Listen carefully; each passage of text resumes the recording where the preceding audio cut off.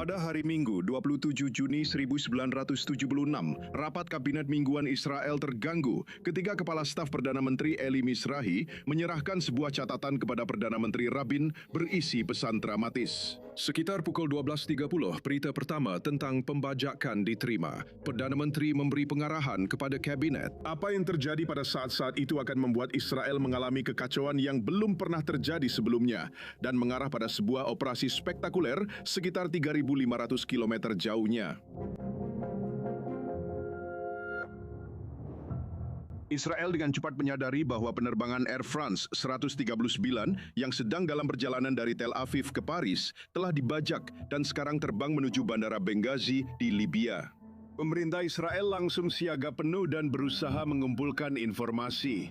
Dalam rekaman langka percakapan telepon dari Eli Mizrahi, Kepala Staf Perdana Menteri Rabin, Anda bisa mendengar Rabin sendiri menerima kabar tentang pembajakan tersebut. Halo? Halo? Ishak, jadi sekarang kita punya laporan dari Reuters bahwa organisasi yang bertanggung jawab adalah Front Populer untuk Pembebasan Palestina yang dipimpin oleh George Habash. Mereka mengaku bertanggung jawab atas pembajakan tersebut. Saya bertanya apa yang terjadi di Benghazi, saya tahu. Dari Benghazi kita belum mendapat kabar apapun.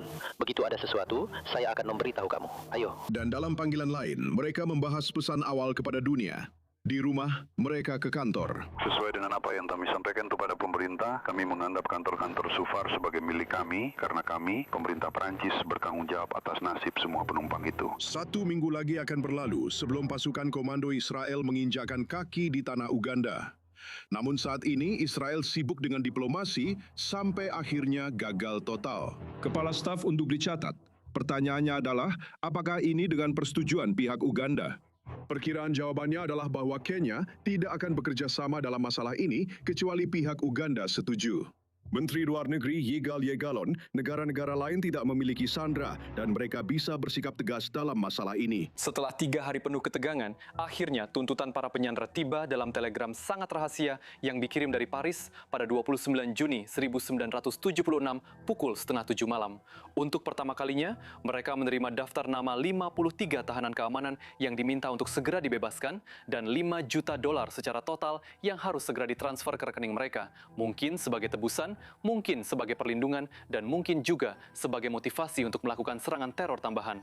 Disinilah dilema Israel dimulai. Dalam sebuah telegram yang dikirim kepada Duta Besar untuk Prancis dan Washington, disebutkan bahwa Prancis adalah pihak yang menentukan nasib para sandera di NTB. Telegram lain menyebutkan bahwa Bonn dan Paris ingin membentuk posisi bersama. 2 hari kemudian, hal itu bahkan diklaim. Setiap negosiasi yang dilakukan akan berlaku untuk semua penumpang. Posisi Prancis tetap tidak berubah, kecuali pihak Prancis bertentangan dengan janji mereka berhasil mengamankan pembebasan sisa penumpang pesawat. Namun setidaknya 105 orang Israel serta kru Prancis yang tetap tinggal masih berada dalam tawanan. Pemimpin Uganda Idi Amin yang melindungi para pembajak itu. Dalam ribuan dokumen, ia adalah tokoh kunci, orang yang tepat untuk diajak bernegosiasi, orang yang ditiru oleh komandan Israel saat memasuki bandara. Urusan diplomatik atau tidak diplomatik itu tidak masalah, karena Idi Amin ingin menjalin kontak dengan kami. Saya tidak ingin berkomitmen bahwa tidak. Tapi dia juga dianggap sebagai seorang antisemit besar. Inilah yang dia tulis kepada Golda Meir hanya 4 tahun sebelum peristiwa itu. Hitler benar ketika dia membinasakan 6 juta orang Yahudi. Mantan Jenderal IDF Rechovam Zevi juga mengumpulkan bukti dan dokumen tentang Idi Amin untuk menjelaskan kepada kabinet bahwa tidak ada orang yang bisa diajak bicara. Amin berdosa begitu dia menamai berkas dokumen itu. Bukan maksud saya untuk memberitahukan rencana populer tentang pertempuran Palestina untuk membawa sandera ke Uganda. Tetapi saya setuju mendarat di sana atas dasar kemanusiaan. Sementara itu di Israel ada pertimbangan yang sulit. Apakah kita ikut bernegosiasi dengan teroris? Dan apakah kita membebaskan tahanan keamanan untuk ditukar dengan para sandera?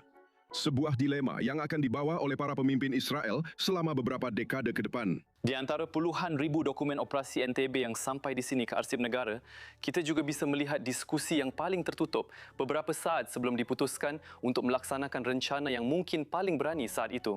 3.500 km dari Israel untuk membebaskan sandera Israel. Begini Kepala Staf menjelaskan rincian rencananya. Kami datang dengan 4 pesawat dengan selang waktu, kata Kepala Staf. Komandan skuadron yang memimpin tiba di danau dan berbelok ke barat.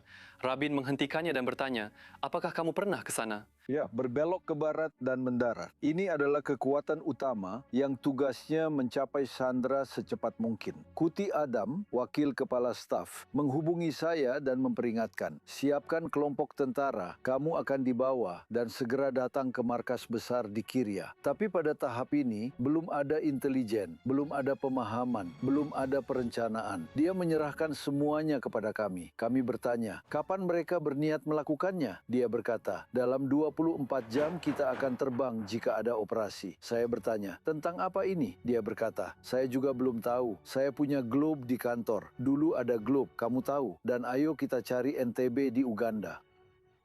Kami akan melakukan apa yang perlu dilakukan. Kami akan membebaskan mereka. Kami juga adalah unit tempur anti-teror.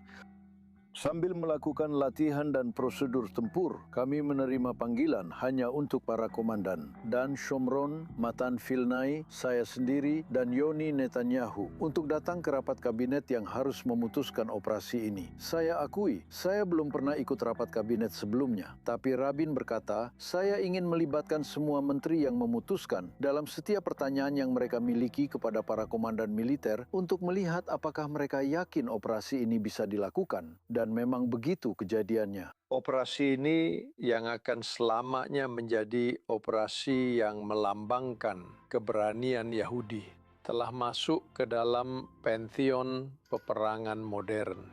Operasi ini layak dipelajari dan selalu menjadi sumber inspirasi bagi semangat juang dan keunggulan. Kita adalah tentara.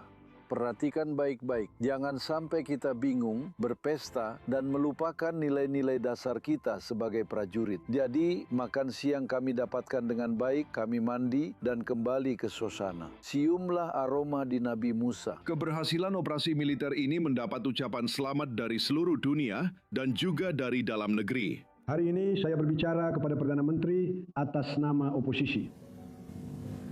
Pandangan kami berbeda. Di Dewan yang bebas ini pasti masih akan ada perdebatan di antara kita. Perdebatan yang mendasar, serius, bahkan mungkin sengit. Tapi hari ini dengan sepenuh hati kami katakan, Perdana Menteri, kami menyampaikan penghargaan setinggi-tingginya.